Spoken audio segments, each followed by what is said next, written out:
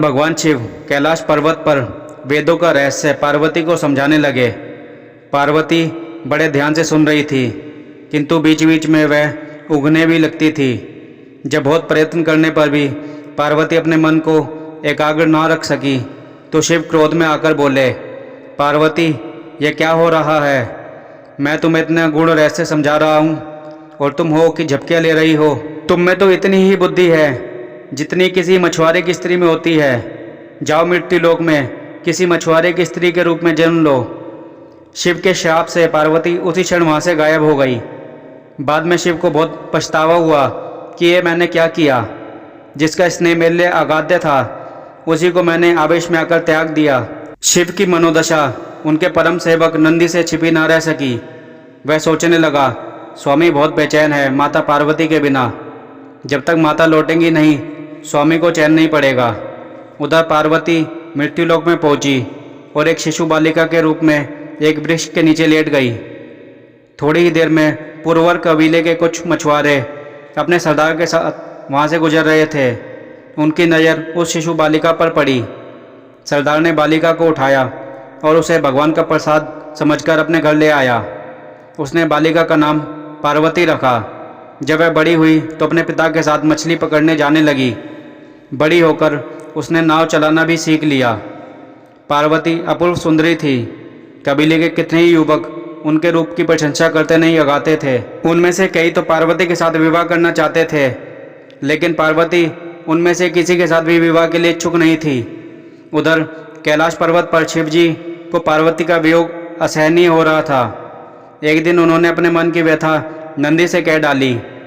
वह बोले, नंदी मैं दिन रात पार्वती के बिना बहुत बेचैन रहता हूँ और उस घड़ी को कोसता रहता हूँ जब मैंने गुस्से में आकर पार्वती को शाप दिया था। काश उस समय मैंने धैर्य से काम लिया होता। नंदी ने हाथ जोड़कर कहा, स्वामी तो फिर आप पृथ्वी पर जाकर उन्हें ले क्यों नहीं आते? शिव जी ने बोला, नंदी कैसे लाऊं? उसका विवाह तो किसी मछुआरे से होगा। शिव जी के मुंह से करार निकली। शिव के मन की व्यथा जानकर नंदी विचार करने लगा कि मुझे कोई ऐसा जतन करना चाहिए जिससे स्वामी को मछुआरा बनना पड़े। यह विचार करके नंदी ने एक बहुत बड़ी मछली का रूप धारण कर लिया और उस तट की ओर चल पड़ा जहाँ परवर कबीले के मछुआरे रहते थे। वहाँ पहुंचकर मछली बने नंदी ने मछुआरों के बीच आतंक फैला दिया। मछुआरे जल में अपने जाल डालते तो मछली उनके जालों को काट डालती, उनकी नावें पलट देती। मछली का आतंक जब ज़्यादा ही बढ़ गया तो कबीले के मुखिया ने घोषणा कर दी, जो भी आदमी उस मछली को पकड़ कर लाएगा उसी के साथ मैं अपनी बेटी का विवाह कर दूंगा। अनेक युवकों ने उस मछली को पकड़ने की कोशिश की, लेकिन सभी असफल रहे। असहाय होकर मछुआरों के सरदार ने शिवजी की शरण ली। हे दया के सागर, हे कैलाशपति, हमें इस मछली से छुटकारा दिलाओ। मुखिया की बेटी ने भी शिव की आराधना करते हुए कहा, हे सदाशिव हमारी सहायता करो, अब तो हमें तुम्हारा ही आसरा है प्रभु। शिव ने उनकी पुकार सुनी और एक मछुआरे का वेश बनाकर वह मुखिया के पास पहुँचे। उन्होंने मुखिया से कहा, मैं उस मछली को पकड़ने के लिए यहाँ आया हूँ। मुखिया ने कहा, नौजवान अगर तुमने उसे पकड़ लिया तुम्हारी जाति सदैव तुम्हारे गुण गाएगी।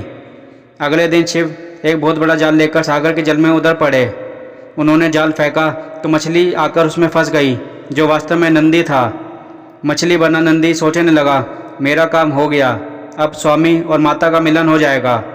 शिव मछली को किनारे लाए। मछुआरे उनकी जय जयकार करने लगे। सरदार बोला, तुमने हमें उबार लिया युवक, हम किस तरह तुम्हारा आभार व्यक्त करें। फिर वचन के अनुसार मछुआरे सरदार ने बड़ी धूमधाम से अपनी पुत्री का विवाह उस युवक के साथ कर दिया। मछुआरे शिव और मछुआरिन पार्वती के विवाह उपरांत नंदी अपने असली रूप में प्रकट हो गया और उन्हें अपनी पीठ पर बैठाकर कैलाश पर्वत ले आया।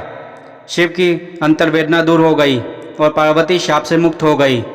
जीवन चक्र पहले की तरह यूं ही चलने लगा। कथा सुनने के लिए धन्यवाद।